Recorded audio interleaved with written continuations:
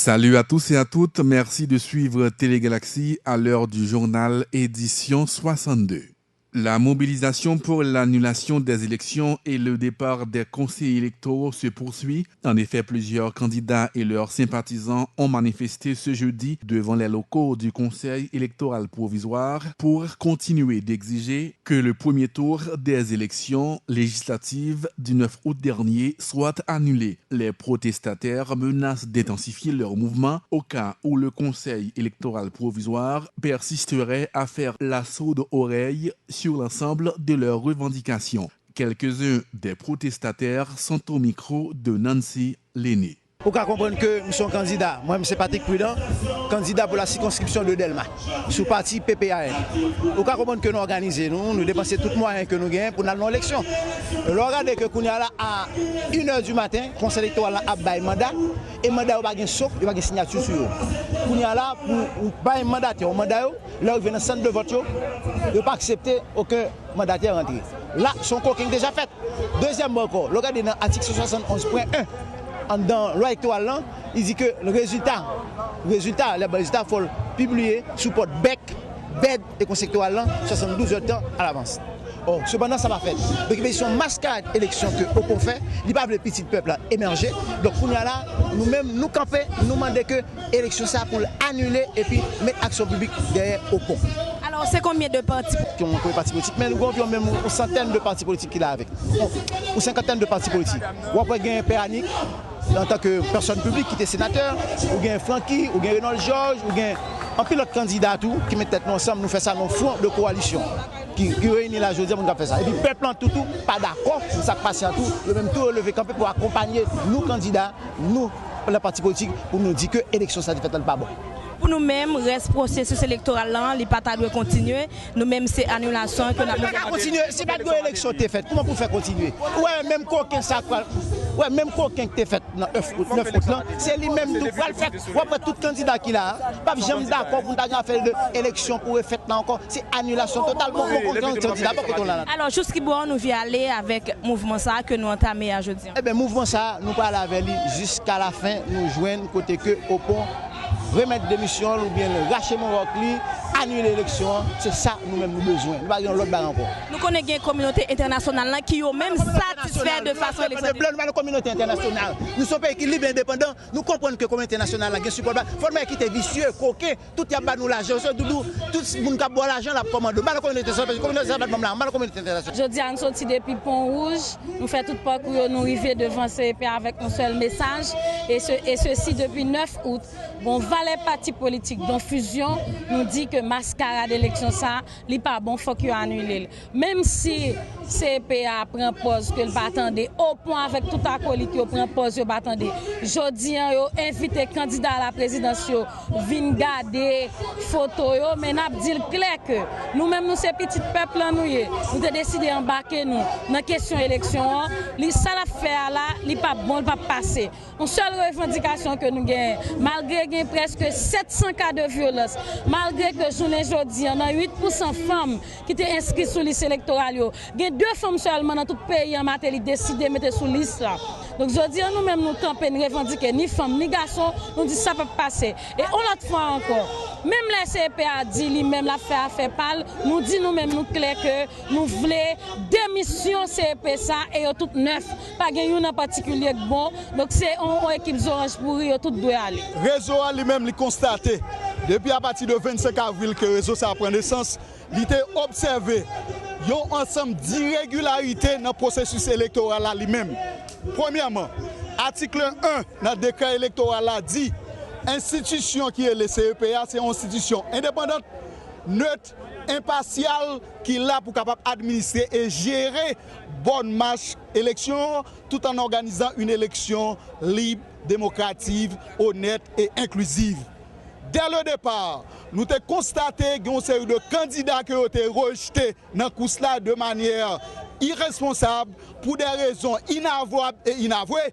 Depuis avant l'élection, nous avons dit que CEP ça ramasse caractère. Alors nous-mêmes, nous avons demandé annulation de l'élection en quelle autre journée aujourd'hui, en fonction de tout ça, nous constatons nous avons demandé en Renassi annulation mascarade électorale là, parce que pas de premier tour, pas de deuxième tour. Et deuxièmement, puisque nous avons fait promotion pour l'état de droit de démocratie, nous demandons arrestation 9 membres CEPO pour être capable de répondre à la question de la justice. Et c'est pour la justice pour les peuple haïtien, justice pour les candidats, justice pour les partis politiques et justice pour les peuple haïtien en général. Est-ce que nous-mêmes dans la coalition, admettons que l'élection ça va arriver effectivement annulée, nous gagnons des dates, nous avons prévu pour les refaire, ou bien nous apprenons ça va demander à un gouvernement de transition? Nous-mêmes, bon côté pas nous. Ça n'a pas demandé aujourd'hui, c'est annulation de l'élection parce que pas aucun monde qui a confiance dans la machine électorale, ça, pas aucun monde qui a confiance dans le gouvernement. Ça. De ce fait, nous demandons pour un rassemblement qui a toute l'équipe et nous demandons pour l'autre équipe qui est capable d'inspirer confiance et de part de ça, pour le peuple haïtien capable d'aller dans l'élection. C'est la population qui est dans la rue. Je dis à grand station, grand média qui prend plaisir, qui dit que c'est candidat qui a crié parce qu'il a perdu. C'est pour faire candidat qui a réglé là. Soit faire pays, on fait population. Élection faite, il fait pour tout le monde dans le pays. Il fait pour la population, il fait pour le candidat. L'on fait élection, le monde ne va pas voter. L'on fait élection, bon, apprend le monde. L'abdou faut qu'on vote ici, faut qu'on vote ici. L'on fait organiser l'élection, organiser un groupe de monde. Il y a mandataire, il y a tout bagage, c'est eux-mêmes. Dans le moment où on fait campagne, on ne peut pas parler de l'élection. Affaire de l'argent, il a dit que pas de l'argent que l'élection responsable. Si responsable ne pas connaître que l'élection est écoutée, il va faire Jean passer là. S'il passe Jean passer, c'est que même pas de responsabilité, ce n'est pas nous pour prendre conscience. Que l'international là reprendre parce que ne peut pas accepter ça qu'a fait là. La caille, il ne pas prendre. Nous-mêmes, nous sommes population, nous sommes peuple, nous ne pouvons pas accepter l'inacceptable. Nous ne pouvons pas venir dire nous ça pour nous prendre, ça pour nous pas prendre. C'est nous-mêmes qui pouvons connaître que c'est bon pour nous. Aujourd'hui, nous prenons force, nous prenons courage, nous disons ça que tu as voté, nous disons merci. Et ça qui est un empêchement qui va arriver à voter, nous disons on a continué à gommer parce que si nous apprenons ça fait là, l'élection va changer l'élection dans le pays ça. C'est aujourd'hui pour nous freiner l'abcès ça, c'est aujourd'hui pour nous freiner cicatrice ça qui a mangé nous, c'est aujourd'hui pour nous freiner le cancer ça qui a dévoré le pays. Pas jamais gagner l'élection, à faire l'élection ça a fait âme, à faire l'élection ça a fait l'argent, on pays va fonctionner comme ça. Secteur femme non. N'a pas encouragé les femmes pour faire l'élection. N'a pas supporté les femmes, coupe bois amarré. Premier monde qui a fait ça pas bon, c'est eux-mêmes. Je dis, on demande dans ces pays, ramasser caractère, on défend le pays, on prend tout le monde, on prend responsabilité. La Commission nationale pour la modernisation du transport en commun organise les 3 et 4 septembre à l'hôtel Montana 2 journées de réflexion sur le transport et mobilité durable en Haïti. Ces 2 journées ont pour objectif de permettre aux décideurs de mieux contrôler le secteur du transport en Haïti. Le Premier ministre haïtien qui a procédé à l'ouverture de cette activité a mis l'accent sur la nécessité pour l'État haïtien de créer des conditions adéquates pour arriver à la régularisation du secteur des transports. Il demande à tous les acteurs de jouer leur partition pour garantir le service. Evans Paul au micro de Jean-Guy Sadrak Mimi. Nous avons une industrie de transport à moto qui a développé, qui sont un rapport important pour la population et dans le système économique là, mais en même temps qui est associé avec un bon risque qui provoque un pile accident parce que justement, il faut reconnaître l'État pour faire ça, pour le faire, pour la question en main. Nous gagnons, nous transporter les animaux, mélanger à marchandises, mélanger avec passagers, puis très souvent les accidents, les catastrophiques. Nous gagnons jusqu'à présent système maoulé, côté il y a des gens qui ont fait des kilomètres, qui ont sorti Chantal pour entrer Port-au-Prince avec Macron, les animaux. Nous connaissons même les animaux pour aller manger, il y a des conditions pour lier, quand état de fatigue les animaux à gagner, eh bien viennent capable de venir un problème pour santé dans la consommation. Alors là on a parlé de santé, là on a parlé de transportation, justement il impliqué un problème de santé parce que justement il n'y a pas quelqu'un qui est stoppé, c'est dans la négligence qui est dans le système de transport. C'est vrai, il faut vivre, mais on imagine on lève un matin, lâche ton motocyclette et puis le transporteur en commun, sans pas de préparation pour ça, sans que l'État pas certifie les capacités. On n'a ni une camionnette et puis rapidement la transporter le monde. Le plus souvent, il n'y a pas aucun respect des normes ou bien pas qu'on est. Passager à tout lui-même, il a tellement besoin de déplacer, de collaborer dans n'importe quelle condition. Alors nous pensons que c'était le moment pour nous lancer un cri, pour faire réflexion ça, pour qu'enfin longtemps nous adopter une stratégie raisonnable de transport en commun qui implique divers secteurs. Bien sûr, l'État a une première responsabilité, mais la société a tout au niveau des syndicats, au niveau même des passagers, un travail de sensibilisation et d'éducation que vous faites pour les gens plus exigeants. Même au niveau vestimentaire, il y a des gens qui transportent les gens, des gens pour habiller, des gens pour lier. Et pour que vous connaissez, l'on a invité les gens à venir entrer dans l'entreprise ou des gens pour recevoir. L'I a fait l'État comme régulateur. L'I pas a fait l'État comme opérateur. La différence entre Samsung là, c'est pas l'État qui est obligé d'organiser le transport totalement. Bien sûr, nous avons une expérience côté l'État et participer dans le transport. Jusqu'à présent, l'État a un rôle de jouer dans le transport, dans la même dignité, etc. Mais l'État n'est pas jamais capable d'assurer tout le transport. Et ce n'est pas une question de l'État, c'est une question de service. Quand il y a dans la société qui fonctionne sur le plan économique, il faut l'industrie arrêter l'ouvrir. Ce n'est pas l'État qui est obligé de faire le transport, l'État fait pour contrôler le transport. Mais c'est ça que les rôles régulateurs pour assurer que les gens qui service transport moto, que motocyclette la conduit à des conditions pour le transport, lui-même toute l'information pour ça, et que il ne pas utiliser moto pour faire l'autre travail délinquant, etc. Il peut qu'on fait, mais si je dis à gouvernement associé dans la réflexion ça, son démarche justement, ce 13 février côté commission a créé, arrivé jeudi à 3 septembre, gagnons pas qui franchit et m'espérer avant de quitter l'espace ça, n'a temps initié dynamique nous tout annoncé pour que le système de transport lit son système organisé, lit son système contrôlé, lit son système sécurisé.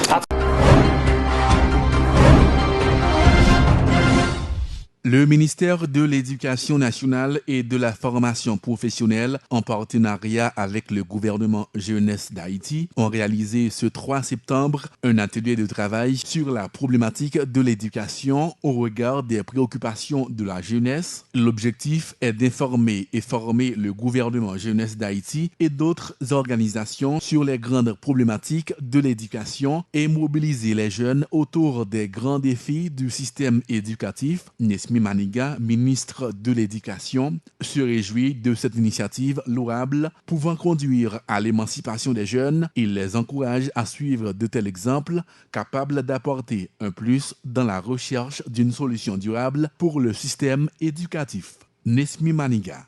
Ministère de l'Éducation nationale et formation professionnelle, très content d'accompagner le gouvernement jeunesse d'Haïti. C'est un groupe de jeunes qui décident dans le mouvement citoyen organiser tête à travers dispositif de gouvernement jeunesse pour réfléchir sur différents problèmes pays à gagner et porter des solutions. Et dans la réflexion ça, ils ont décidé tout que faut accompagner deux adultes qui ont plus d'expérience. C'est pour ça que j'ai un atelier en pile cadre dans le ministère pour aller débattre avec eux sujet sur l'éducation, sur réforme éducative, sur l'insertion socio-professionnelle des jeunes et tout ça qui est dans préoccupation jeunesse là, l'homme fin étudier quand on est capable de travailler. Donc tout ça concerne le développement socio-professionnel. Donc jeunes pendant la journée, ils pas réfléchir ensemble.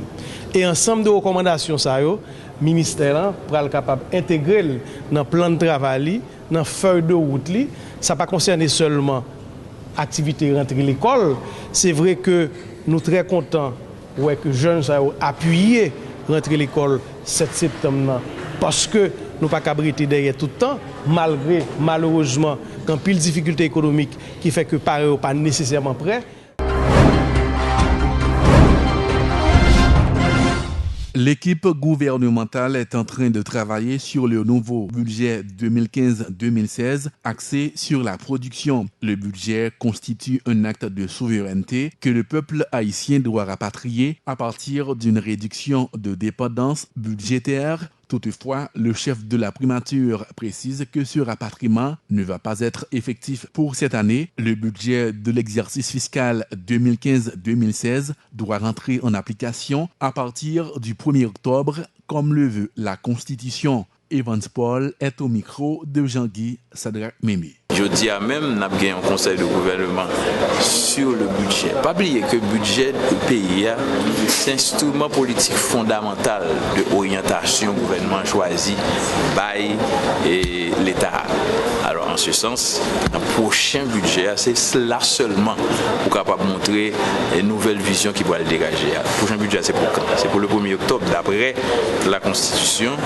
Au 1er octobre, nous allons gagner un nouveau budget pour l'exercice fiscal électorale 2015-2016 et c'est là toute modification pour faire que le pareil.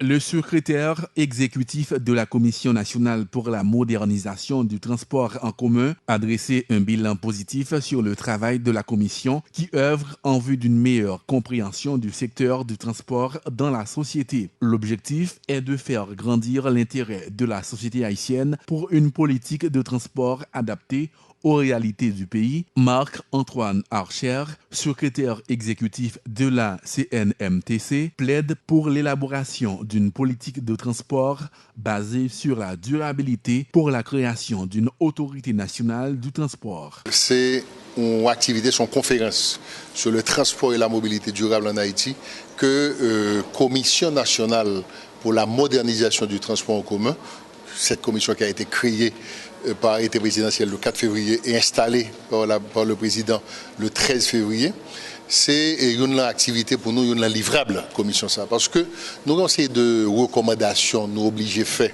pour nous moderniser le secteur transport. Parfois, l'on dit moderniser le secteur transport, on qui a dit, on critique, qui a dit, mais monsieur, qui ça doit le moderniser s'il n'a pas existé en réalité? En fait, nous connaissons un grand pays dans le monde qui a fonctionné sans un transport équilibré. Nous connaissons toutes et dans tout pays l'importance que le transport gagne, par exemple, en consommation énergétique dans le pays. Donc, cela veut dire que, ou bien nous prenons, nous planifions, nous décidons planifier le secteur transport, ou bien nous décidons de faire que le transport joue rôle, ou bien nous ne pouvons jamais parler d'un pays sérieux. Et je suppose que nous tout arrivons dans un pays sérieux. Donc, mais pour ça, nous organisons une conférence internationale. Nous accompagnés par deux grandes autorités en fait, mondiales, nous avons dit. D'un côté, en fait, c'est la CEPAL, c'est la Commission économique des Nations Unies pour l'Amérique latine et la Caraïbe.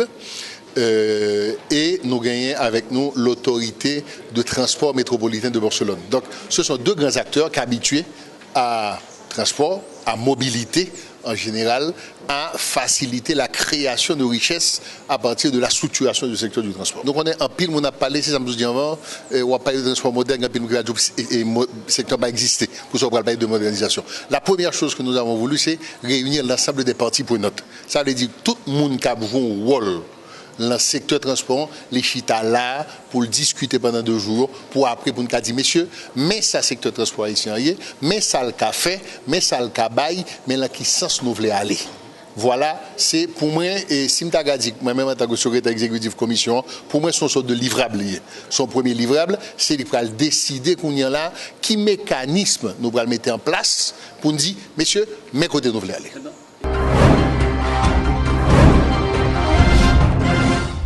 Clôture ce jeudi 4 septembre 2015 de 2 journées d'ateliers de formation sur la liberté d'expression en Haïti, initiative du ministère des Affaires étrangères conjointement avec le ministère de la Communication. Cette activité vise à élargir la compréhension de tous les secteurs du pays sur le concept de la liberté d'expression. L'ambassadeur d'Haïti à l'OEA, Botchi Edmond, estime que trop souvent on assimile la liberté d'expression à la presse. Beaucoup de progrès ont été constatés en termes de liberté d'expression dans le pays. Toutefois, il reste beaucoup à faire à ce niveau, a souligné l'ambassadeur Botchi Edmond au micro de Nancy Lenné. Une initiative du ministère des Affaires étrangères, conjointement avec le ministère de la Communication, et appuyée par l'Organisation des États américains à travers la Commission interaméricaine des droits de l'homme, et qui a organisé ce séminaire ça, qui était de 2 jours.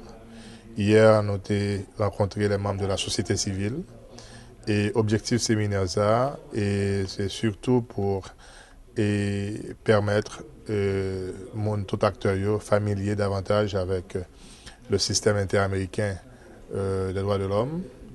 Et le séminaire ça particulièrement il focus sur la liberté d'expression, qui est un élément fondamental dans le cadre renforcement des institutions démocratiques, ou du moins de manière générale, renforcement de la démocratie.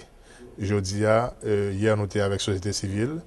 Aujourd'hui, nous avons rencontré avec des fonctionnaires publics et des différentes entités de l'État, et pour qui on a partagé avec eux et même temps avoir des discussions assez intéressantes sur l'importance de la liberté d'expression. la liberté d'expression, on sait quoi en fait?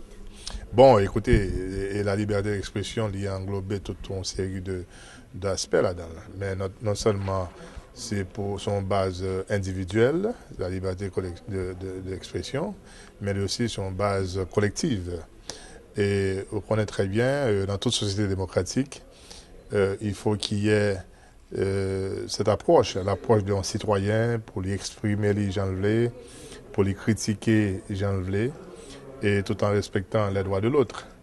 Mais notamment, très souvent, quand on parle de liberté d'expression, on a toujours une tendance à avoir seulement la liberté de la presse. La liberté de la presse, ça c'est une là-dedans, mais liberté d'expression, c'est permettre à citoyens, pour non seulement pour l'exprimer, pour chercher l'information, pour les carrières des informations qui sont disponibles à lui, pour connaître et ça va marcher dans le pays.